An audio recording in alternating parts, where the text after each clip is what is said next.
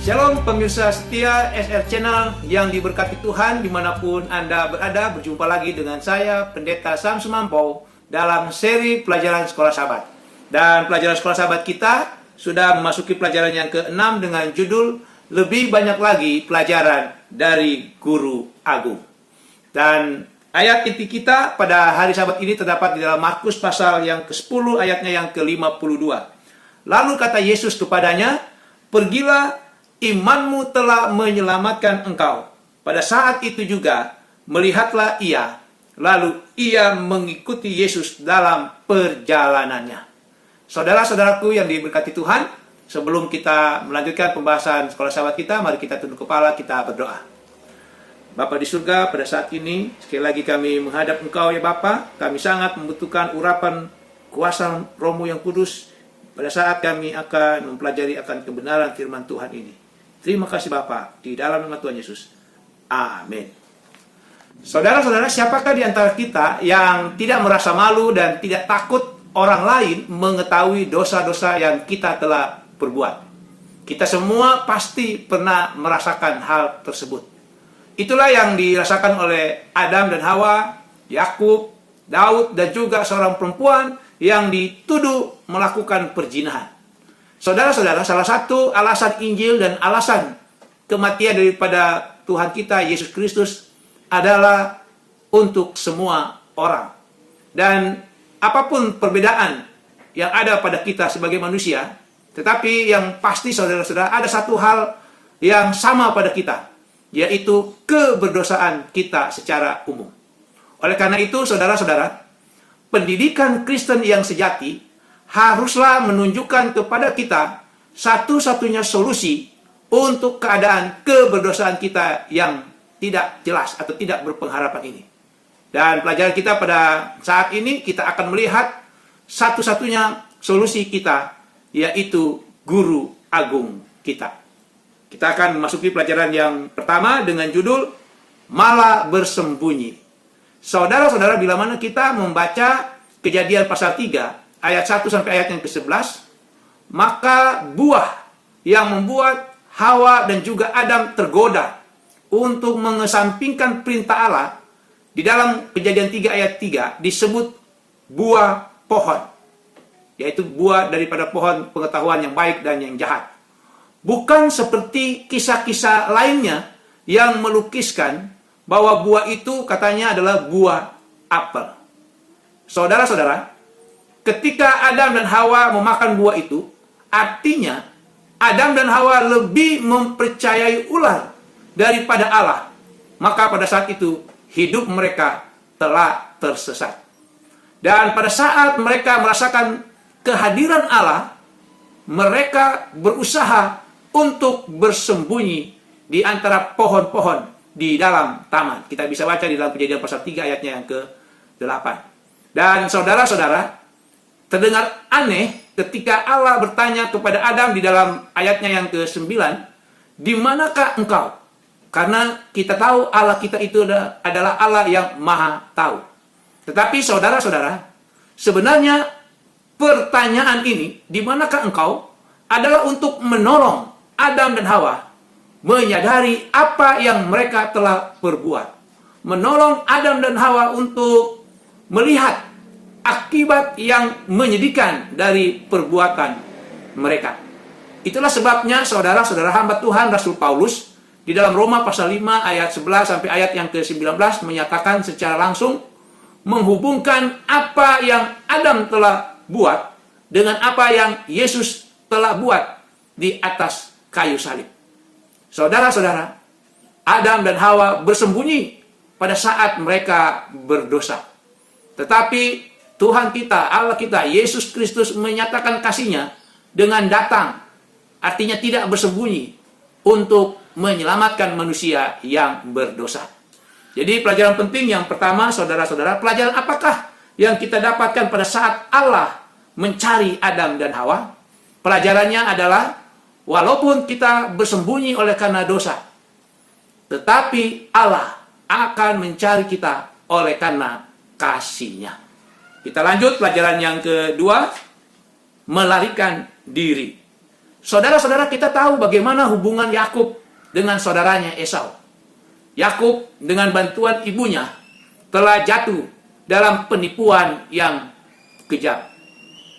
Dan untuk membayar hal itu, saudara-saudara, Yakub menjadi seorang buronan yang hidupnya tidak tenang dan menakutkan. Hingga pada satu waktu, di dalam Kejadian 28 ayat 10 sampai ayatnya yang ke-17. Dalam perjalanan ke tempat pamannya di Haran, Yakub mendapatkan mimpi. Di mana Yakub dalam mimpi itu melihat, kalau kita baca di ayat yang ke-12 dari Kejadian pasal 28, Yakub melihat sebuah tangga yang ujungnya sampai ke langit.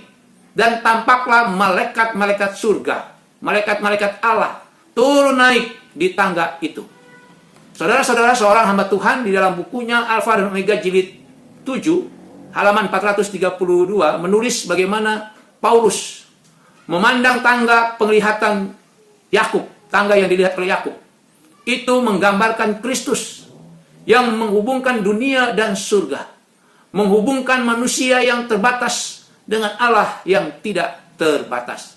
Lalu di dalam ayatnya yang ke-16 dari Kejadian pasal yang ke-28, kita bisa melihat juga bahwa Yakub tersadar dan dia akhirnya berkata, sesungguhnya Tuhan ada di tempat ini dan aku tidak mengetahuinya.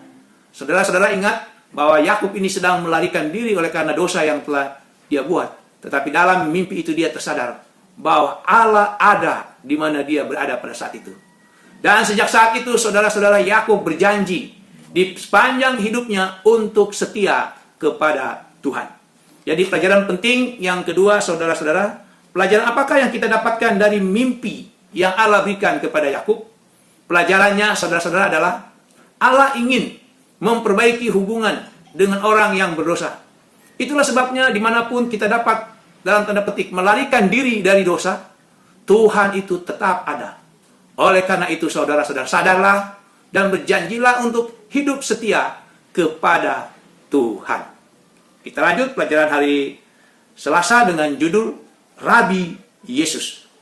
Saudara-saudara, dari semua pasal permulaan yang ada di Perjanjian Baru, maksudnya dari semua awal-awal daripada pasal yang ada di dalam Perjanjian Baru, tidak ada yang lebih dikenal daripada pernyataan yang ada di dalam Yohanes pasal 1 ayat 1. Pada mulanya adalah firman, dan firman itu bersama-sama dengan Allah, dan firman itu adalah Allah.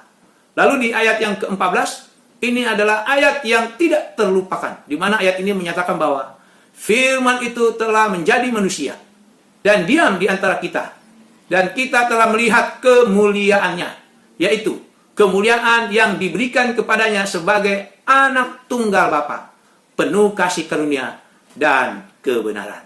Jadi saudara-saudara, Allah yang berbicara kepada Adam dan Hawa di Taman Eden, Allah yang berbicara kepada Yakub dalam kehampaannya, sekarang muncul dalam satu pribadi, diwujudkan dalam diri Yesus. Dan melalui Yesus, kita dapat belajar tentang kehendak Allah dan jalan Allah. Sebab Yesus itu adalah Allah. Lalu, bila mana kita membaca Yohanes pasal 1 ayat 19 sampai ayat yang ke-27, di situ hamba Tuhan Yohanes Pembaptis menyatakan bahwa dirinya bukanlah Mesias seperti yang disangkakan oleh para pemimpin agama di Yerusalem. Dan di ayat yang ke-34, Yohanes Pembaptis menyatakan bahwa Yesus itulah anak Allah. Dan di ayat 29 dan ayat yang ke-36, Yohanes Pembaptis menyatakan bahwa Yesus itu adalah anak domba Allah. Dan perkataan daripada Yohanes Pembaptis ini didengar oleh dua murid daripada Yohanes Pembaptis, yang pada akhirnya di ayat yang ke-37 dari Yohanes pasal 1 memutuskan untuk mengikuti Yesus. Dan di ayat sesudahnya, ayat ke-38, ketika Yesus bertanya kepada kedua murid Yohanes Pembaptis yang mengikuti Yesus, apa yang sedang mereka cari? Mereka menyebut Yesus dengan Rabi, yang artinya guru. Saudara-saudara, Yesus adalah rabi, Yesus adalah guru. Tetapi saudara-saudara, tidak pernah ada seorang guru manusia yang seperti Yesus. Karena Yesus itu adalah Allah. Jadi ketika Allah datang ke dunia dalam bentuk manusia, dalam hal ini Yesus, Allah menjalankan fungsinya sebagai seorang rabi, seorang guru. Oleh karena itu, saudara-saudara, pertanyaan ataupun pelajaran penting pada pelajaran yang ketiga ini adalah mengapa Yesus, Allah kita, guru agung kita ini disebut sebagai seorang rabi. Saudara-saudara, Yesus disebut sebagai seorang rabi karena untuk menjelaskan kehendak Allah dan jalan Allah, maka Yesus harus menjadi manusia dan menjalankan fungsinya sebagai seorang rabi atau guru. Kita masuk pelajaran yang keempat dengan judul jawaban seorang perempuan. Saudara-saudara, karakter Allah yang sejati bersinar, terpancar melalui pengajaran dan juga melalui ataupun dalam kehidupan Yesus yang adalah guru agung kita. Bila mana kita membaca di dalam Matius 15 ayat 21 sampai ayat 28 dan juga Markus 7 ayat 24 sampai ayatnya yang ke-30, di situ kita melihat kehidupan daripada guru agung kita Yesus Kristus pada saat berhadapan dengan perempuan dari Kanaan. Kalau kita baca di Matius 15 ayat 22 dikatakan perempuan dari Kanaan. Tapi kalau di dalam Markus pasal 7 ayatnya yang ke-26 disebut perempuan itu adalah seorang perempuan Yunani bangsa Siro, Finesia. Saudara-saudara, pada saat itu, pada zaman itu terjadi kekisruhan masalah etnis, di mana orang yang berbahasa Yunani memandang rendah orang Yahudi. Begitu sebaliknya, orang Yahudi memandang rendah orang Yunani. Dan dalam budaya pada zaman itu, saat itu, seorang perempuan tidak memiliki hak untuk menuntut bagi dirinya. Terlebih lagi dalam cerita ini, perempuan itu bukanlah kelompok daripada etnis Yahudi. Tetapi pada saat itu perempuan itu membutuhkan atau mengharapkan bantuan oleh karena anaknya sedang sakit. Dan perempuan ini terus bersikeras memohon kepada Yesus. Kita tahu di dalam cerita itu pada awalnya Yesus menolaknya. Bahkan Yesus memberikan pernyataan yang dapat dalam tanda petik melukai perasaan daripada perempuan Kanaan.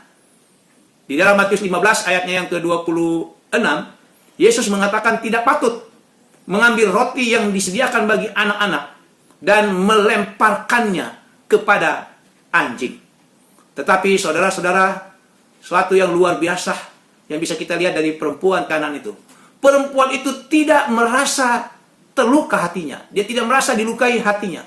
Karena di ayat yang ke-27 jelas dikatakan di situ, perempuan itu berkata, "Benar Tuhan, namun anjing itu makan remah-remah yang jatuh dari meja tuannya." Luar biasa sekali jawaban perempuan Kanaan di dalam Matius 15 ayat yang ke-27.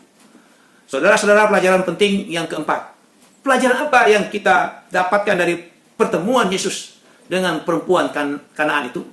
Pelajarannya adalah walaupun perempuan itu mendapatkan jawaban yang melukai perasaannya, tetapi perempuan itu tetap menaruh pengharapan dan kepercayaannya kepada Yesus.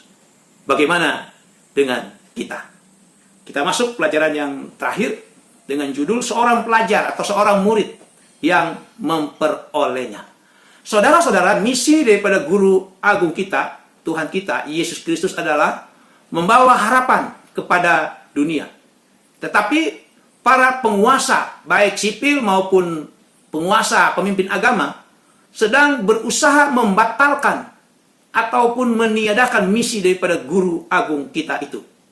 Sementara ke-12 murid Yesus begitu antusias dengan misi daripada guru mereka, Yesus Kristus.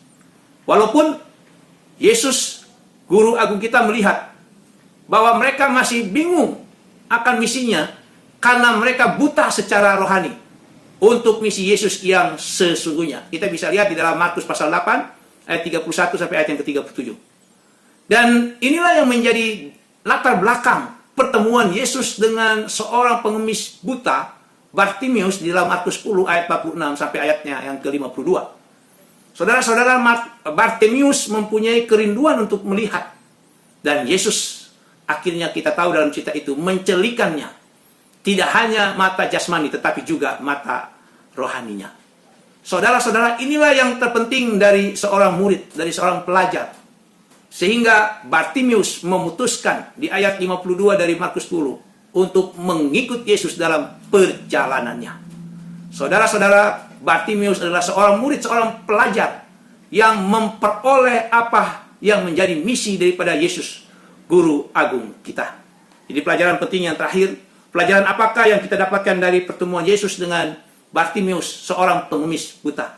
Pelajarannya adalah, biarlah Tuhan juga mencelikan mata rohani kita, supaya kita dapat memperoleh, mengerti daripada misi pengharapan Allah kita. Demikianlah pelajaran kita pada hari Sabat ini. Mari kita tunduk kepala, kita berdoa. Bapa di surga, terima kasih oleh karena urapan kuasa Roh yang Kudus, kami boleh dapat mengerti maksud Tuhan melalui pelajaran sekolah Sabat ini. Bapa, berkati kami semua, memberkati umat-umat Tuhan, jemaat-Mu dimanapun mereka berada, yang menyaksikan tayangan video ini. Di dalam nama Tuhan Yesus. Amin.